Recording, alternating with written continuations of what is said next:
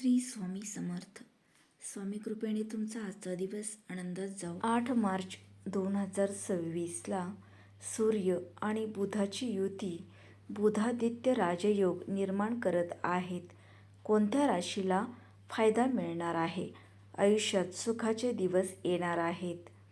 वैदिक ज्योतिषशास्त्रात जेव्हा सूर्य आणि बुध जेव्हा एका राशीत येतात तेव्हा तो बुधादित्य योग तयार होतो. या योगामुळे काही राशींच्या लोकांची भाग्याची साथ मिळू शकते. खास धन आणि करिअर केसमध्ये सूर्याचे पद, प्रतिष्ठा आणि आत्मविश्वासाचा कारक मानला जातो, तर बुध बुद्धिमत्ता, व्यापार आणि संवादाचा कारक आहे. जेव्हा हे दोघे ग्रह तयार करतात तेव्हा ते निर्णय क्षमता चांगली आणि मेहनतीचे फळ मिळण्याची शक्यता असते. बुधादित्य योगामुळे कोणत्या राशीचा फायदा होतो ते पाहूयात. पहिली रास आहे मेष. मेष राशीच्या लोकांसाठी नवीन नोकरी आणि करिअरच्या संधी निर्माण होऊ शकतात.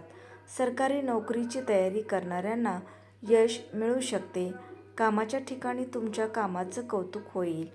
तुमच्या आर्थिक परिस्थितीत सुधारणा होण्याची शक्यता आहे. दुसरी रास आहे मिथुन. व्यवसाय आणि गुंतवणुकीच्या बाबतीत मिथुन राशीसाठी ही युती शुभ मानली जाते. अडकलेले पैसे परत मिळू शकतात. प्रलंबित कामे पूर्ण होण्याची चिन्हे आहेत. आर्थिक परिस्थितीत सुधारणा होऊ शकते. पुढची रास आहे सिंह. या योगामुळे सिंह राशीच्या लोकांचा आत्मविश्वास वाढू शकतो. राजकारण किंवा प्रशासनाशी संबंधित लोकांना नवीन जबाबदारी मिळू शकते. वडिलोपार्जित मालमत्तेतून लाभ होण्याचे संकेत आहेत. समाजात आदरही वाढू शकतो. पुढची रास आहे तूळ. तूळ राशीच्या लोकांचे उत्पन्न वाढू शकते. त्यांना नवीन स्रोतातून उत्पन्न मिळवण्याच्या संधी मिळू शकतात. कामाच्या ठिकाणी तुमचे काम सोपे होईल. हा काळ आर्थिक बाबींसाठी नकारात्मक असू शकतो. यानंतरची रास आहे मीन. मीन राशीच्या लोकांना आर्थिक लाभ होऊ शकतो.